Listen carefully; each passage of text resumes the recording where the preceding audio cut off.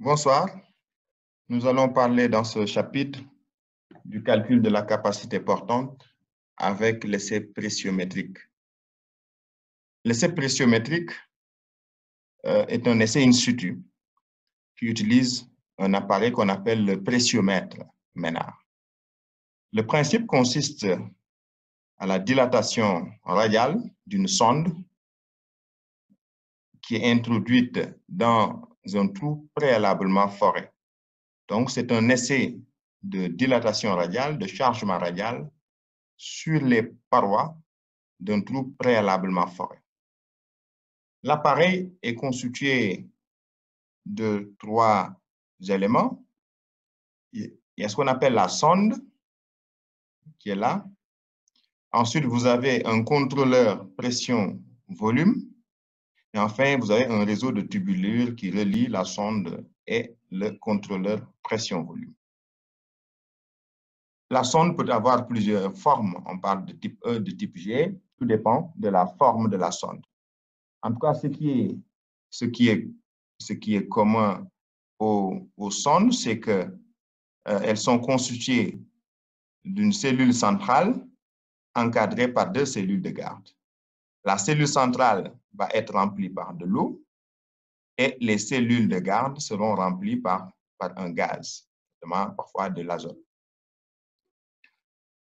Et c'est cette sonde-là qui sera introduite à l'intérieur du trou préalablement foré. Le réseau ou bien le contrôleur pression-volume permet ici de contrôler la pression appliquée et le volume de la sonde. Donc, l'eau sera mise donc sous pression, ce qui fait que la cellule centrale va augmenter de volume. La cellule centrale va augmenter de volume et donc va se dilater de façon radiale.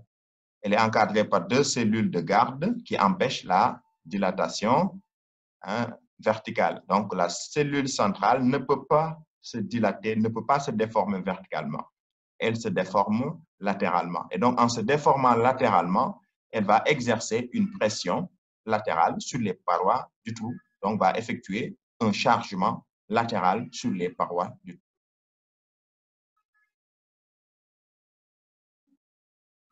Voilà la sonde qui est introduite à l'intérieur du trou avec le dispositif de contrôle pression-volume. La sonde est là. Donc, la source de pression, une bonbonne qui alimente la sonde pour appliquer des pressions. Ensuite, vous avez un dispositif de mesure de pression. Voilà, un dispositif également de mesure du volume de la sonde. Alors, qu'est-ce qui va être mesuré? Évidemment, on va mesurer tout simplement l'évolution du volume de déformation en fonction de la pression, c'est-à-dire de la contrainte appliquée dans la sonde. Au fur et à mesure qu'on applique des pressions dans la sonde, le volume de la sonde augmente.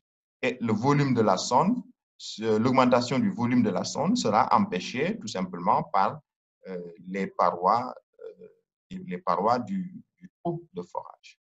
Évidemment, donc, en fonction de la résistance du sol qui est là autour, on aura une courbe qu'on appellera une courbe pressiométrique caractéristique du type de sol qui est autour. Voilà la courbe pressiométrique qui caractérise un essai pressiométrique réalisé à une profondeur donnée. Si je regarde bien cette courbe, il y a une partie qu'on appelle, on voit ici que c'est une partie qui est élastique linéaire, une partie quasi élastique. Une partie quasi élastique qui est là et encadrée par 2 parties caractérisées par des déformations qui sont des déformations plastiques, des déformations irréversibles. Alors, on peut donc définir au niveau de cette partie quasi élastique une zone où on peut mesurer la variation de delta de V et la variation de delta de P, et ça nous permet de définir un module, ce qu'on appelle le module pressiométrique. Le module pressiométrique, c'est delta de P, la variation de la pression, sur la variation de volume, sur le volume initial de la sonde. Et en ce moment, ça donne une idée sur le module pressio, ça donne le module pressiométrique qui donne quand même une valeur approchée de la résistance du terrain qui est haute. Alors, à la fin aussi, il y a ce qu'on appelle, vous voyez, la tendance, hein, l'évolution de la courbe. La courbe tend vers cette asymptote-là, cette asymptote qui, à pression constante, augmente les déformations. Et donc, cette pression-là, nous allons l'appeler la pression limite pressiométrique. Elle est importante, c'est une valeur qui est utilisée dans le dimensionnement avec la méthode pressiométrique. Alors, donc, voilà une photo. Voilà la sonde qui est là, la cellule centrale, les cellules de garde qui sera introduite dans le sol. Et voilà donc le dispositif de contrôleur pression-volume. Voilà ici cette bonbonne qui alimente les cellules de garde en gaz. Donc, si je reviens sur la courbe pressiométrique, donc pour chaque niveau, l'essai sera effectué chaque 1 mètre. Donc, si vous avez un terrain, de faire un sondage jusqu'à X mètres de profondeur, vous allez devoir faire un essai pressiométrique chaque 1 mètre. Chaque mètre, donc vous allez devoir faire un essai pressiométrique. Donc, ce qui fait qu'au niveau de chaque profondeur donnée, vous pouvez calculer ce qu'on appelle la pression limite nette. La pression limite nette, c'est quoi? C'est la pression limite moins P0. P0 va être maintenant la contrainte totale horizontale qui s'exerce au niveau du point considéré. Donc, à la fin, vous allez devoir tracer ce qu'on appelle le procès verbal de l'essai pressiométrique, donne ce qu'on appelle le sondage ou bien le profil pressiométrique. Donc, ça, c'est un sondage pressiométrique. Aussi, le profil pressiométrique, donc, qui est numéroté en fonction, tout simplement, du nombre de sondages qui est effectué sur le terrain, également en fonction de repères précis. Alors, sur ce sondage pressiométrique, vous allez voir donc, les côtes. Ici, vous allez voir les profondeurs et vous allez voir la coupe lithologique du terrain, parce qu'il y a toujours au préalable un forage qui permet donc d'extraire des carottes et donc de pouvoir identifier les matériaux. Donc, ça permet d'avoir la nature des terrains. Donc, si vous avez détecté de l'eau, vous le signalez. Le type d'outil à utiliser, vous le signalez.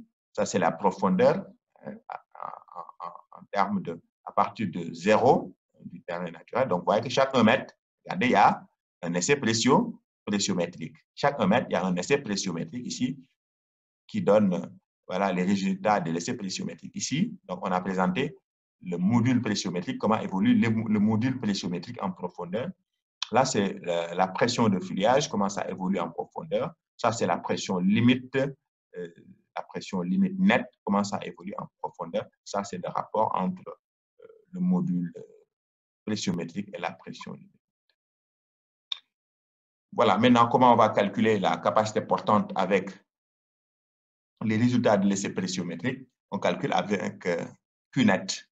Qnet, c'est la contrainte limite nette du sol, qui est égale à Kp. Kp, c'est un paramètre, une constante, un paramètre pressiométrique, multiplié par PLE étoile. PLE étoile, c'est la pression limite nette équivalente, multiplié par I delta, multiplié par I gamma. I delta et I gamma, c'est des paramètres, c'est des facteurs de correction qui nous permettent de prendre en compte l'inclinaison des charges, mais également l'inclinaison du talus. Alors, comment calculer la pression limite nette équivalente? Il y a deux façons de faire. Si le terrain est homogène, c'est tout simplement la pression limite nette entre les profondeurs de D plus 2B sur 3. Donc, vous prenez les valeurs situées entre 0 et D plus 2B sur 2 tiers de B.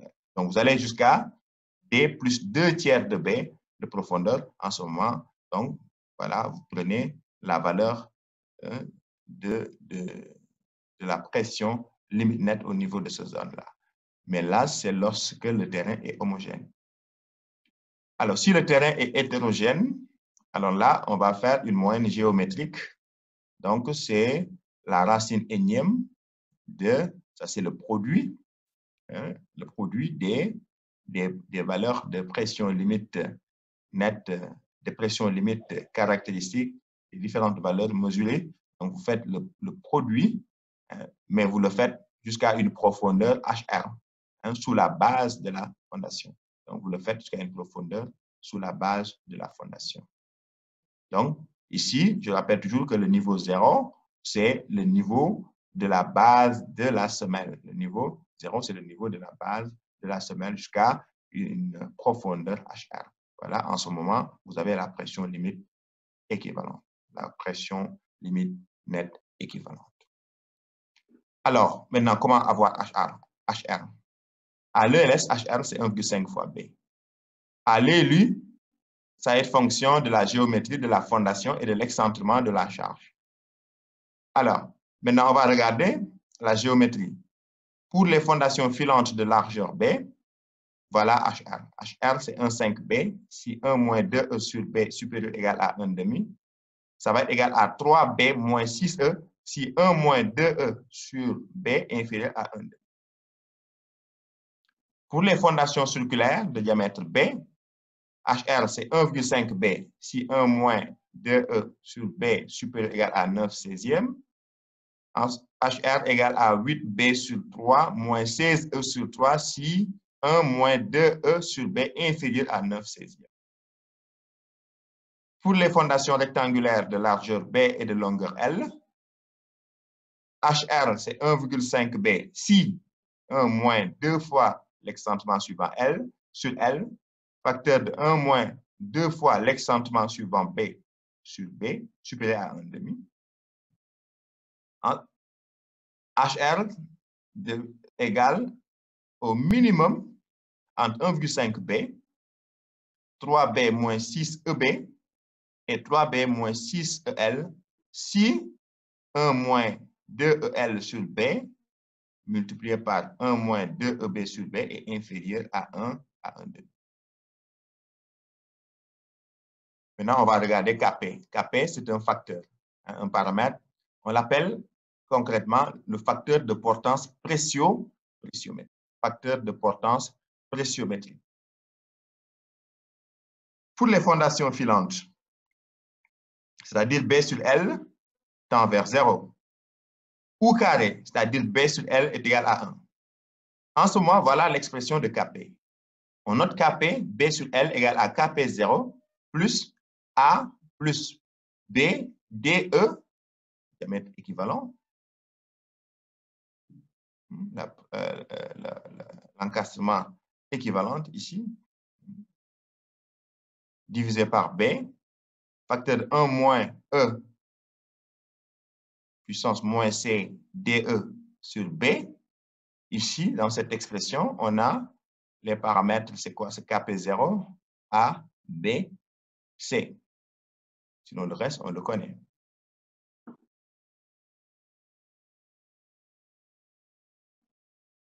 On va les donner tout à l'heure dans un tableau pour que ça soit plus clair. Pour les fondations rectangulaires, alors là, une fondation rectangulaire, on va supposer que c'est une fondation qui est intermédiaire entre une fondation filante et une fondation carrée.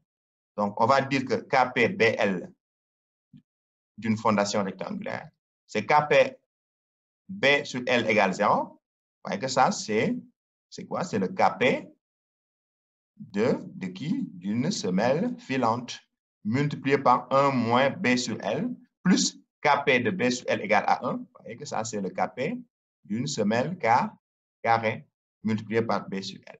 Voilà comment on fait pour avoir le Kp d'une semelle rectangulaire. Les valeurs de Kp sont données par des courbes, essentiellement en fonction de la catégorie de sol, hein, des types de sol, de la catégorie de sol. Il y a plusieurs catégories de sol.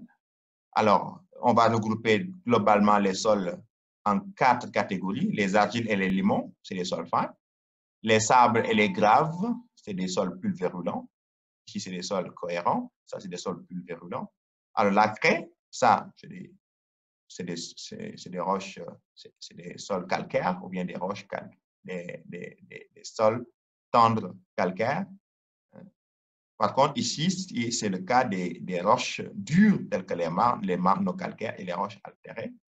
Donc, ces 4 catégories de sols-là, on va les utiliser et en fonction de cette catégorie, on va donner les expressions de Kp, mais aussi les expressions surtout de A, B, C et Kp0.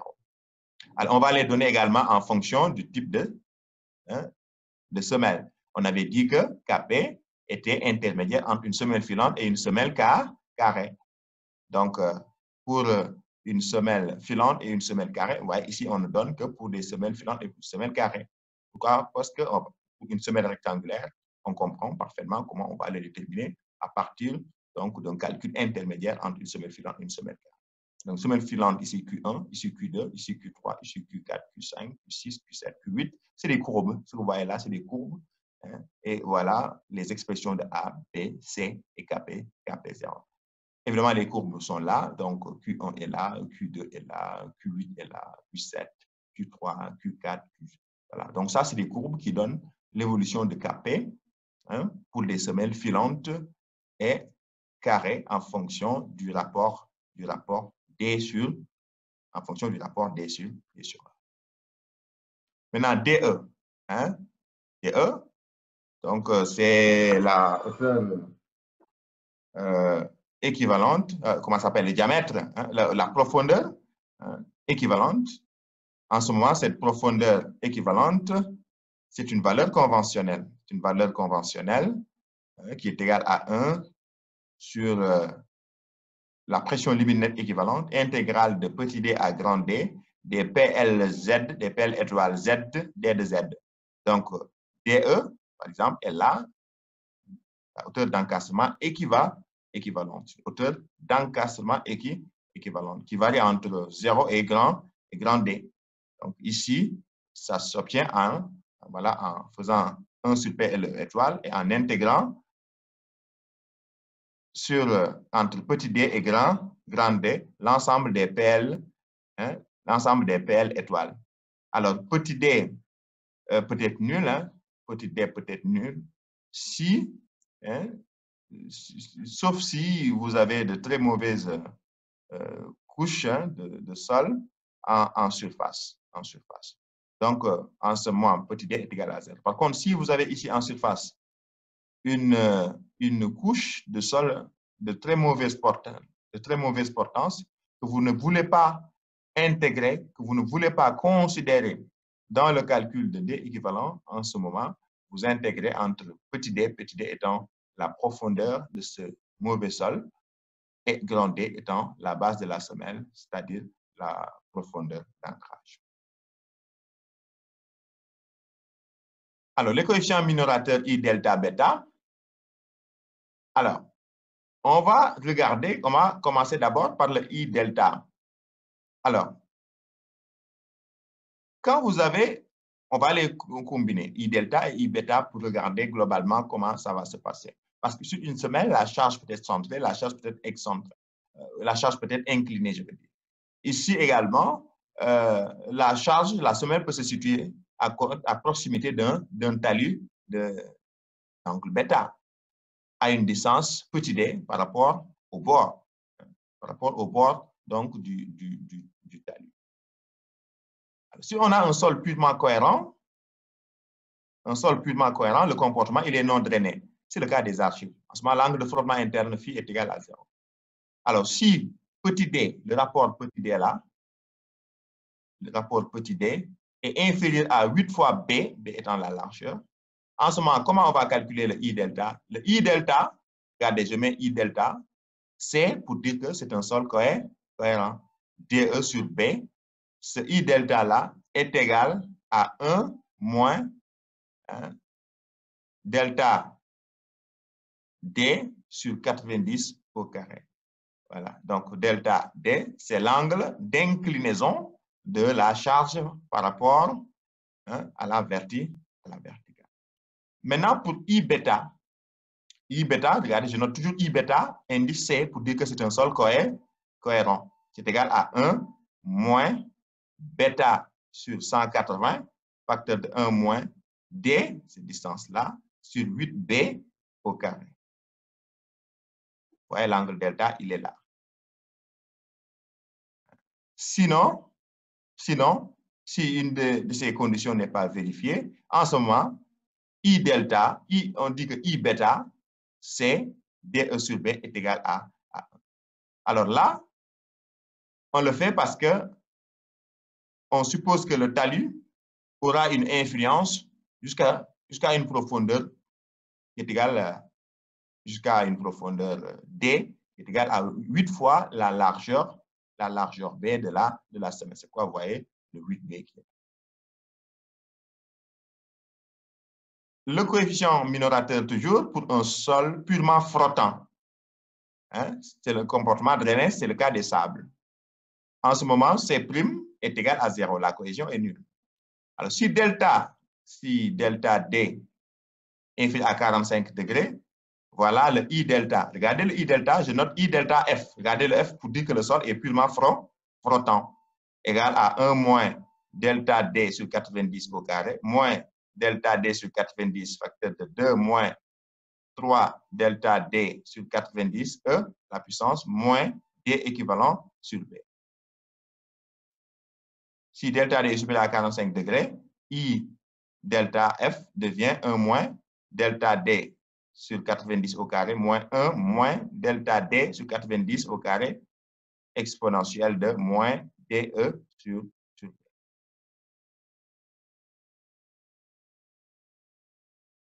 Si D plus le D équivalent sur tangente bêta est inférieur à 8B, maintenant, I bêta, on va donner l'expression de I bêta, F, regardez F, c'est toujours un sol frottant. Ça prend cette expression-là, 1 moins 0,9 tangente bêta, 2 moins tangente bêta, facteur de 1 moins D plus D équivalent sur tangente bêta sur 8B, le tout au carré. Sinon, si cette condition n'est pas vérifiée, on prend I bêta égale à. Maintenant, parfois, vous avez ce qu'on appelle des sols flottants cohérents. C'est-à-dire un mélange de sols flottants et cohérents. Et la plupart des sols, c'est des mélanges de sable et d'argile. Sable argileux, argile sableuse. En ce moment, c'est un sol intermédiaire. Mais c'est le cas aussi des marnes calcaires, des roches altérées, où la cohésion est supérieure à 0 et l'angle de frottement également supérieur à 0. C'est-à-dire que la cohésion n'est pas nulle, l'angle de frottement aussi n'est pas nul. Alors, en ce moment, qu'est-ce qu'on va faire?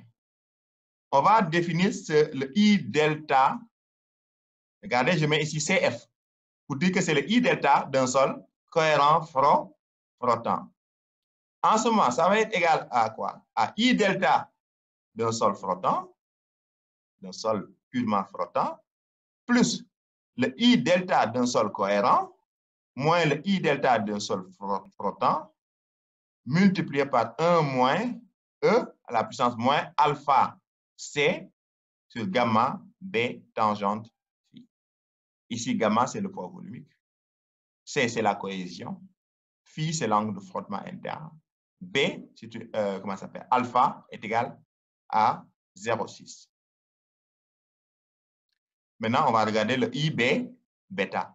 Le I bêta, regardez, d'un sol cohérent frottant. C'est le I bêta du sol purement frottant plus le I bêta du sol purement cohérent moins le I bêta du sol purement frottant, facteur de 1 moins exponentielle de moins alpha C, gamma B, tangente de l'angle.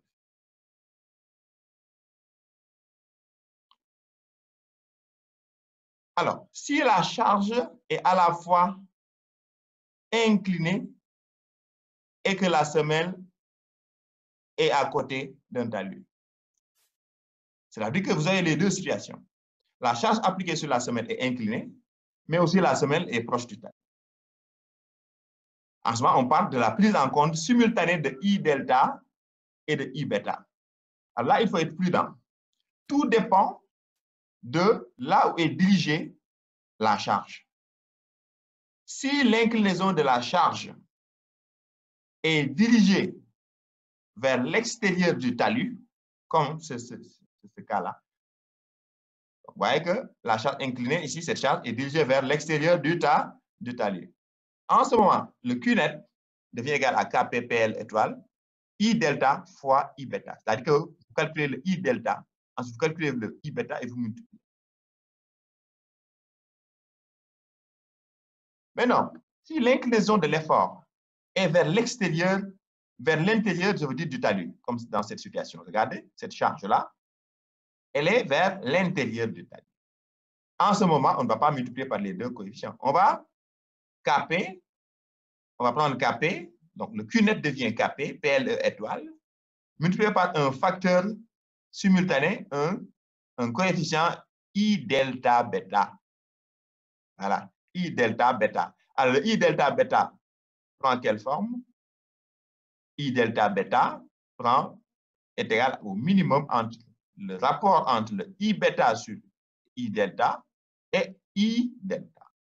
Donc, le minimum entre ce rapport-là, c'est-à-dire I bêta sur I delta, et I delta. Donc, voilà comment on considère, on calcule donc le coefficient minorateur, les coefficients minorateurs I delta, I bêta et I delta bêta. Maintenant, on en vient aux vérifications qu'il faut effectuer. Une fois que le calcul est déjà fait, on va vérifier, c'est-à-dire qu'on va justifier la fondation. On va regarder les principes de justification de la fondation, d'une fondation superficielle.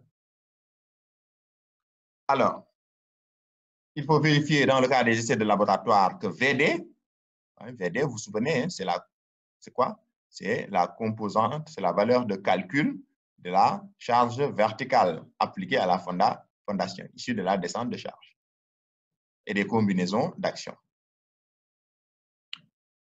Ce VD doit être inférieur ou égal à RD. RD, c'est quoi? C'est la résistance. Hein? C'est la valeur de calcul de la résistance du terrain. Hein? La valeur de calcul de la résistance du terrain.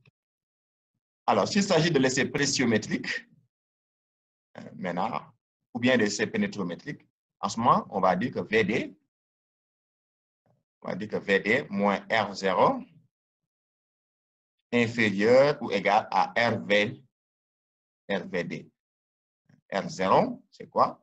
C'est la force, c'est la force due tout simplement au poids donc du volume de sol situé sous le terrain après travaux. Évidemment, il y a des sols compris entre la fondation et le terrain après. RV, c'est la résistance du terrain. RVD, c'est la résistance de calcul du terrain. Alors, je peux dire aussi que VD moins R0 est égal à RVK sur gamma RV. Pourquoi? Parce que RVD, la valeur, la résistance, la valeur de calcul de la résistance, c'est quoi? C'est la valeur caractéristique de la résistance divisée par gamma RV, c'est-à-dire le coefficient partiel qui gère ici l'état limite qu'on considère. Alors, je peux dire aussi que c'est RV sur gamma RV fois gamma RVD. Pourquoi? Parce que ici, RV, c'est quoi? On vient de le dire, c'est la résistance nette du terrain. On dit que la résistance nette du terrain, la résistance caractéristique du terrain, c'est quoi? C'est la résistance nette du terrain divisée par gamma RDV, c'est-à-dire le coefficient de modèle lié à la méthode de calcul. Lié à la méthode de calcul. Donc, globalement, voilà. RV maintenant, c'est quoi? La résistance verticale,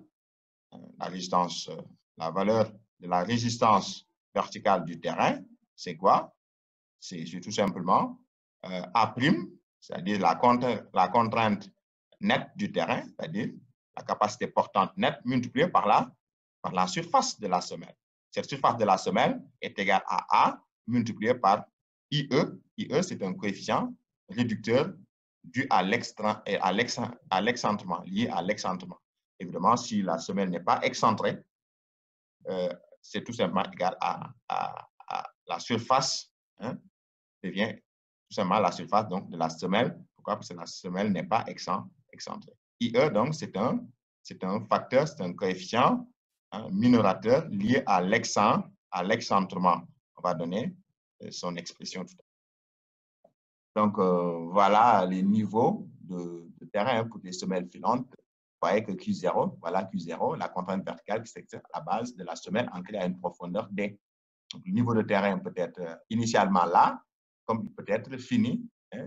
Le niveau de terrain fini peut être là. Donc, voilà, il faut toujours considérer les charges qui sont exercées à la base donc, de la semelle. Donc, voilà, même chose ici, niveau de terrain initial. Par contre, ici, niveau de terrain fini. Donc, ici, il s'agit d'un déblai. Par contre, ici, il s'agit d'un remblai. Et voilà, donc, pour une semelle voilà, rigide, vous voyez, donc D est là, le niveau de terrain fini est là, la contrainte Q0 est là. Donc, R0, c'est toujours égal à Q0 multiplié par A étant la section, hein, la surface, hein, donc, sur laquelle s'exerce donc cette charge.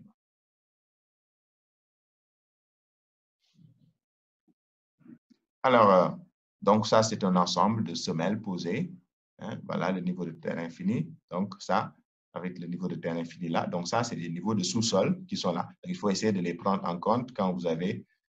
Voilà. Donc, quand il s'agit de sous-sol, quand on parle donc de A, voilà, c'est ça qu'il faut considérer, mais pas ça. Donc, c'est ça qu'il faut considérer quand vous êtes dans le cas donc d'un sous-sol. Donc, c'est à partir de la base ici, hein, du niveau de terrain, qu'il faut considérer la profondeur D quand vous avez un sous-sol, par exemple. Alors, vérification toujours. Hein, voilà les paramètres gamma RV dont on a donné tout à l'heure. Donc, on va synthétiser dans ce tableau les coefficients partiels à utiliser pour la justification de la portance de la fondation superficielle. Gamma RV est là et gamma RV D est là. Alors, gamma RV, c'est donné en fonction des situations, ELU, situation durable et transitoire, ELU, situation accidentelle, ELS, combinaison quasi permanente, fréquente et rare. Donc, j'avais dit tout à l'heure que c'était fonction aussi du modèle de calcul utilisé. Voilà. On va diviser les modèles en deux grandes parties. Le modèle de calcul, les modèles de calcul basés sur l'essai pressiométrique, ou bien l'essai pénétrométrique, ou bien sur les essais de laboratoire, mais en conditions non drainées. Ici, c'est les modèles de calcul basés sur les essais de laboratoire, mais en conditions drainées. En ce moment, ici, vous avez ici 1,4, là 1,2, là c'est 2,3, gamma RVD, 1, 2, et donc voilà le tableau qui donne les paramètres, les coefficients minorateurs. Alors, ça, c'est le calcul du terme réducteur d'excentrement pour la surface effective. J'avais dit tout à l'heure que A', donc pour avoir RV, il faut avoir Q net multiplié par la surface. Mais cette surface-là, il faut tenir compte de l'excentrement. Parce que si la semelle est excentrée, ce n'est pas toute la semelle, ce n'est pas toute la surface de la semelle qui repose sur le sol. Il y a une partie hein, de la semelle qui n'est pas forcément en contact avec le sol. En tout cas, la distribution des contraintes directement sur la semelle n'est pas unie, n'est pas uniforme. Ce qui fait que donc, la méthode qu'on se propose d'utiliser ici, c'est d'utiliser ce qu'on appelle l'aire fictive. Hein, l'aire fictive. Maintenant, l'aire fictive n'est rien d'autre que l'aire réelle, la surface A, multipliée par un facteur, hein, un terme réducteur d'excentrement, IE. Donc, c'est un terme réducteur d'excentrement. Alors, ça va être fonction essentiellement de E, c'est-à-dire l'excentrement de la semelle. Donc, si vous avez une semelle filante, voilà les relations à utiliser En ce moment, IE, c'est quoi? Donc, pour A', on donne directement l'expression de A'. Il faut toujours noter que A' est égal à A multiplié par le terme réducteur de l'excentrement. Donc, en ce moment, ça devient égal à A, facteur de 1 moins 2E sur B. Voilà le terme ici, une semelle filante, le terme réducteur de l'excentrement. Si vous voulez aussi, c'est LB, facteur de 1 moins 2E sur B, puisque A égale à L fois B. Hein, E sur B, ici, là, est égal à L fois B, B'. Pour une semelle circulaire, A', c'est toujours égal à A fois IE, c'est A. Voilà IE pour une semelle circulaire. 2 arc cosinus de E sur R sur pi, moins 2E sur pi R, racine carrée de 1 moins E sur R au carré. Voilà, on peut le transformer en plusieurs expressions comme ça. Et on peut même sortir B' et L'. Voilà B', et voilà L. Si c'est rectangulaire, regardez, IE est là. IE prend la forme de 1 moins 2 EB sur B, 1 moins 2 fois 1 moins 2 EL sur L. On peut dire aussi que c'est B moins 2 fois l'excentrement suivant B, facteur de L moins 2 fois l'excentrement suivant L, c'est égal à B', L. Alors, la norme NFP donc, fournit ces valeurs-là. Ces valeurs sont données essentiellement dans la norme NFP 94-261. Donc, pour les états limites ultimes durables et transitoires, ici, donc, on peut illustrer les excentrements admissibles pour une semelle. Ça, c'est les valeurs admissibles. Donc, pour ces situations-là, les valeurs admissibles sont données. Ici, cette 15e de B. Là, B sur 6 inférieur, donc doit être inférieur à ces valeurs-là. S'il s'agit donc ici, c'est en ELS quasi permanent et fréquent. À l'ELS caractéristique, ici, les valeurs admissibles, c'est B sur. Vous trouvez tout ça dans la norme d'application de l'Euroconcept. Alors, donc, ça, c'est pour justifier maintenant, pour justifier l'excentrement du chargement. Alors, voilà LU, donc à l'état limite ultime. Donc, voilà pour une semelle filante, voilà pour une semelle circulaire, et voilà pour une semelle rectangulaire. Ça, c'est pour justifier la justification donc, de l'excentrement, c'est-à-dire pour éviter l'état limite ultime de décompression du sol, c'est-à-dire pour éviter que quand même la semelle se décolle de la surface du sol. Donc, en fonction des états limites ultimes, situation durable et transitoire, ELS caractéristique, ELS fréquent, ELS quasi permanent, je pense que ELS fréquent et quasi permanent, ça donne exactement les mêmes résultats. Donc, ici, que ce soit pour une semelle filante, une semelle circulaire, une semelle rectangulaire, ça, c'est les limites. Ça, c'est les limites. Voilà, c'est les limites. Donc, ces limites-là ne doivent pas dépasser donc, les valeurs admissibles. Ne doivent pas dépasser, voilà, ou bien inférieur. Ça dépend du type de configuration. Ici, on dit que 1 moins 2E sur B va être supérieur ou égal à 1/15e. Là, ça doit être supérieur à 3/40e pour une semelle circulaire. Et ici, le produit, 1 moins 2EB sur B, facteur de 1 moins 2L sur L doit être supérieur à 1/15e. Donc, c'est des contraintes à respecter pour éviter ce qu'on appelle l'état limite de décompression du sol, c'est-à-dire pour éviter que la semelle se soulève et engendre donc des dommages.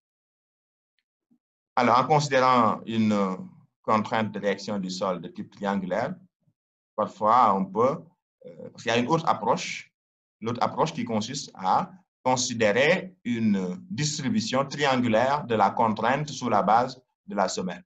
Cela revient à considérer une semelle entièrement comprimée sous ELS, quasi permanent et fréquent, mais en ce moment, on peut accepter un décollement de 75% et de 90% respectivement à l'ELS caractéristique et à l'ELU durable et transitoire. Alors, parfois, pour les ouvrages type monopôle, tels que les pylônes de télécommunications, les fondations éoliennes, alors là, les soulèvements admissibles retenus sous l'état limite ultime fondamental sont souvent moindres. C'est lié à la configuration donc, de ces ces ouvrages-là, les pylônes de télécommunication. Donc ici, les valeurs admises, c'est autour de 70%, voire même 50%. En tout cas, ça, ils font l'objet d'une recommandation spécifique. Enfin, on doit vérifier ce qu'on appelle le glissement, l'état limite ultime de glissement. C'est-à-dire la semelle qui est là, il se peut que la charge est inclinée. Si la charge est inclinée, ça veut dire qu'il y a une composante verticale de la charge et une composante horizontale.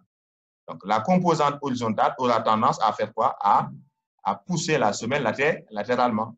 Et donc, il va falloir vérifier ce qu'on appelle l'état limite ultime de glissement. Pour éviter ça, il faut respecter ce critère-là, c'est-à-dire HD, la composante horizontale de la charge, doit être inférieure à RHD. RHD est la valeur de calcul de la résistance au glissement à la base de la fondation. Ici, il y a une résistance au glissement à la base. Plus RPD. RPD, c'est la valeur de calcul de la résistance frontale. Donc, qu'est-ce qui s'oppose à la rupture par glissement? C'est quoi? C'est la résistance, la résistance au glissement à la base qui est liée au frottement entre le sol et la semelle ici, et aussi la résistance frontale qui s'exerce là ou là, ça qui limite, voilà, qui s'exerce là. Si HD, voilà, HD est là, donc la semelle va dans ce sens-là. HD est orienté ici, donc le frottement est là, ça s'oppose donc à la force horizontale. Par contre, la résistance frontale est là, ça aussi, ça s'oppose au glissement. Alors, comment on va trouver ces paramètres-là? Voilà les paramètres, c'est-à-dire RHD. RHD est donné en condition drainée et en condition non drainée par cette expression. Par cette expression-là, en condition drainée, voilà l'expression de RHD. C'est le minimum entre 1 sur gamma RH, gamma RDH, A', CU, K. CU ici, c'est la cohésion non drainée. K, c'est-à-dire la valeur caractéristique de la cohésion non drainée. Et 0,4 VD. VD, c'est la composante verticale de la charge. Donc, c'est le minimum entre ces deux valeurs. En condition drainée, RHD, c'est quoi? C'est VD tangente delta AK sur gamma RH fois gamma RDH. Voilà les paramètres. Gamma RH est là, gamma RDH est là, gamma RH est là, gamma RDH est là, en fonction tout simplement, voilà, des situations de calcul. Donc, voilà les valeurs des coefficients partiels. La résistance frontale est donnée par cette expression, RPD, RPK sur gamma RE, et la résistance latérale est donnée ici par cette expression, et voilà les valeurs des coefficients partiels. Alors, il faut savoir aussi qu'on peut dimensionner les fondations avec le pénétromètre statique. Donc, le pénétromètre est là. Ça, c'est un appareil qu'on appelle le pénétromètre statique. Alors, le principe, c'est quoi? C'est une pointe qui est là, conique, reliée à un train de tige. Et on va enfoncer cette pointe-là dans le sol à l'aide d'un chargement qui est statique. On l'appelle le pénétromètre statique. Et au fur et à mesure que le pénétromètre, la pointe s'enfonce dans le sol, il y a une certaine résistance qui lui est opposée. Et après, on va mesurer la résistance au niveau de la pointe à des profondeurs données. Donc, voilà la base, la section de base de la pointe, et voilà la charge Q s'est appliquée. Et en ce moment, voilà, ça nous permet de pouvoir calculer ce qu'on appelle la résistance de pointe en profondeur. Donc, si je prends QC, la charge de pointe, la charge là augmente au fur et à mesure que la résistance du terrain augmente. Regardez ce profil pénétrométrique. Donc, vous voyez que les résistances des terrains, apparaissent nettement sur le profil pression, sur le profil pénétrométrique. Donc, voilà, QC3, QC2, QC4. Vous voyez que j'ai ici 3 valeurs de résistance de pointe, de charge au niveau de la pointe qui sont différentes. Donc, cet essai permet d'apprécier tout simplement la résistance à la pénétration statique de cette pointe-là dans des différentes couches traversées. Donc, ça, c'est les charges. Par contre, on peut toujours mesurer ce qu'on appelle QCI, c'est-à-dire les résistances de pointe. C'est égal à la charge de pointe divisé par la section à ce niveau-là de la. Alors, vérification, c'est la même chose pour la méthode pressiométrique. Pour le calcul de la contrainte associée à la résistance nette du terrain, Q net calculé à partir du pénétromètre statique est égal à KC. Regardez ici, on a KC. Pour le pénétromètre, pour le pressiomètre, on avait KP. Pour le pénétromètre, on a KC. KC multiplié par QCE, qui est ici la résistance, ici, de pointe équivalente, multiplié par I delta, I bêta. Vous voyez que l'expression garde sa forme initiale, sauf ces paramètres-là qui vont changer en fonction du type d'essai. QCE, c'est l'intégrale de 1 jusqu'à HR, de D jusqu'à D plus HR, de QCC, Z, DZ. Avec ici, donc QCC, c'est quoi? C'est les résistances de pointe corrigées. Alors, d'habitude, pour ces essais-là, la résistance de pointe doit être corrigée. Comment? En calculant la moyenne, QCM, de la résistance de pointe. Lissez, cette moyenne, vous la calculez entre D et D plus HR.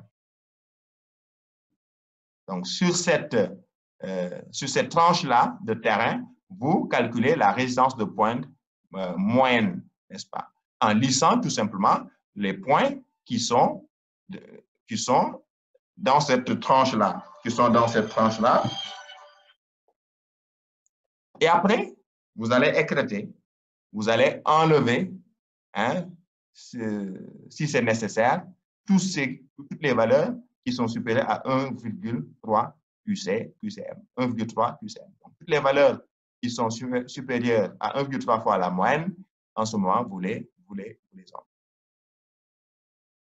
C'est comme ça qu'on calcule la résistance de pointe corrigée. Par contre, pour la détermination de HR, c'est la même chose, c'est la même méthode qu'avec le pressiomètre. Et voilà justement comment on détermine QC. Donc, voilà les valeurs donc, de QC, les valeurs qui donnent le profil pénétrométrique statique. Donc, QCM, c'est la moyenne. Donc, et vous cherchez 1,3 QCM. Donc, ça, c'est les valeurs qui dépassent 1,3 QCM. Donc, toutes ces valeurs-là, vous les enlevez. Donc, vous les écrêtez, vous les enlevez. Donc, ça vous permet d'avoir la valeur donc, de QC moyenne. À partir de là, donc voilà, ici, cet axe-là, vous avez donc des résistances de pointe. Voilà D. Donc, vous voyez que c'est de là, de D jusqu'à la profondeur HR. Donc, ici, à la base de la semelle, jusqu'à la profondeur HR. Comment on calcule KC? Mais évidemment, même chose que comment on calcule KP. Pour une semelle filante et une semelle carrée. Voilà les expressions avec A, B, C et KC0, qui sont les paramètres qui sont donnés dans le tableau tout à l'heure. Pour une semelle, par contre, rectangulaire, ce sera intermédiaire entre une semelle filante et une semelle carrée. Donc, voilà le tableau qui donne KC. Comme pour tout à l'heure, on avait pour KP. Maintenant, voilà les résultats, les données, les paramètres A, B, C, KC0 en fonction des catégories de sol, en fonction des types de semelles. Donc, voilà les courbes qui sont utilisées dans ce cas-là, Q1, Q2, Q3, Q4, Q5, Q6. Le calcul de D équivalent pour avec la méthode pénétrométrique statique, c'est 1 sur QCE, intégrale de petit d jusqu'à grand D, de QCC. Donc, ça, c'est les valeurs corrigées au niveau des différentes profondeurs, D de Z. Alors, D, comme je l'ai dit tout à l'heure, s'il n'y a pas de mauvaise couche de sol en surface, D est égal à 0. Voilà. D est égal à 0. Le calcul des coefficients minorateurs I, bêta, delta, également, c'est exactement la même procédure qu'avec la méthode pressiométrique. Alors, il y a aussi la méthode de Bowles.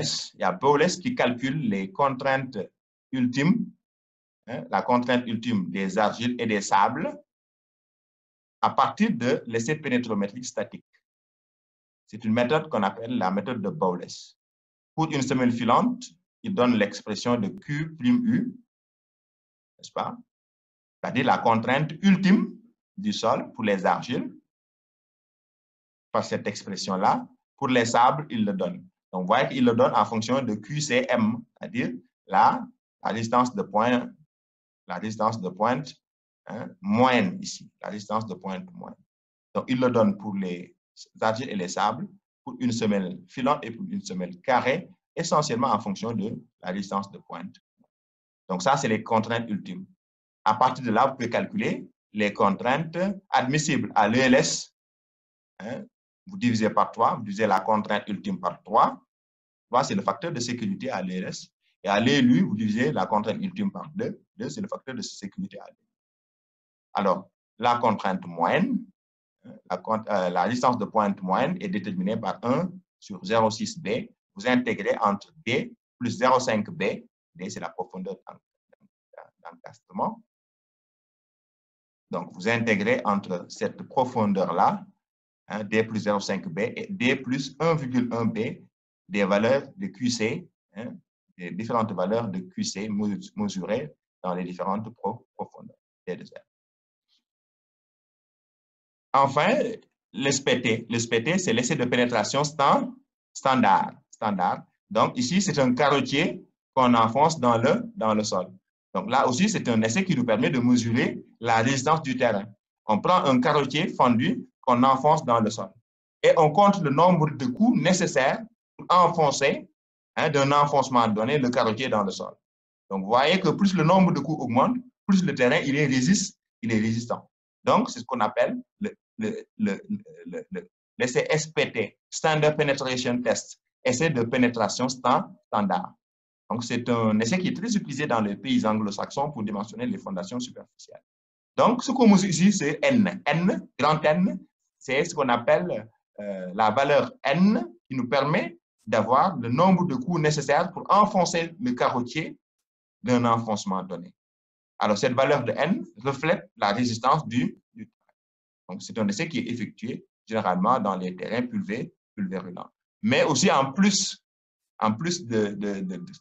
d'avoir une valeur de résistance N, ça nous permet, puisque c'est un carottier qui est fendu, ça nous permet d'avoir une carotte de sol, une échantillon de sol. Alors, en tout cas, la méthode proposée par Meyerhoff de calcul de la capacité portante pour une semelle ou bien un radier à partir de l'essai SPT implique le calcul d'une valeur moyenne de N, une valeur moyenne NM de N. Donc, d'habitude, vous avez plusieurs valeurs. Puisque c'est un profil, vous le faites sur plusieurs profondeurs. En ce moment, à partir des données, vous allez calculer la valeur moyenne. Voilà comment on calcule la valeur moyenne. 1 sur 2B moins 0,5B. Vous intégrez D plus 0,5B à D plus 2B des valeurs de N. Ça, c'est les valeurs de N, NZ, D2, D2Z. Maintenant, pour le calcul de la contrainte ultime, voilà, pour une semelle, l'expression, la contrainte ultime, c'est 3N sur 0,05, facteur 1 plus D sur 3B. Voilà. Donc, ici, c'est la contrainte ultime exprimée en kilopascal. B et D, donc D, c'est la profondeur d'encastrement. B, c'est la largeur de la semelle qui sont exprimées en mètres. Pour un radier, voilà la forme, comment on calcule pour un radier. Q'(U), c'est 3N sur 0,081 plus D sur 3B, facteur de B plus 0,3 sur B, de tout au carré.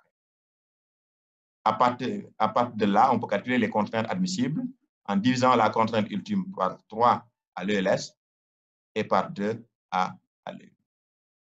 Et voilà, ça c'est le tableau de classification des sols selon différents critères. Donc, il faut comprendre les sols parce que si vous regardez bien, les sols vont être classés en fonction de leur comportement. On parle de sol argileux, limoneux, très mou à mou, ferme, raide, très raide. On parle de sable, de grave, on parle de marne, calcaire, craie, roche. Donc, il faut comprendre que ces types de sols, c'est des catégories conventionnelles de sol et voilà donc un certain nombre de paramètres qui vous permettent donc d'avoir, c'est des paramètres par défaut, qui vous permettent donc de mieux comprendre le comportement de ces sols parce que tout passe par une bonne compréhension du comportement de ces de ces sols-là. Donc, vous l'avez ici. Vous avez ici un tableau qui vous donne la classification des sols en fonction de la teneur en CaCO3. Ici, vous avez une classification simplifiée en fonction donc, des pourcentages de grains inférieurs à 2 micromètres, en fonction du pourcentage d'argile et de limon, voilà, et de sable aussi. Ça vous permet donc d'avoir une idée sur les comportements des différents types de sols et les paramètres par défaut.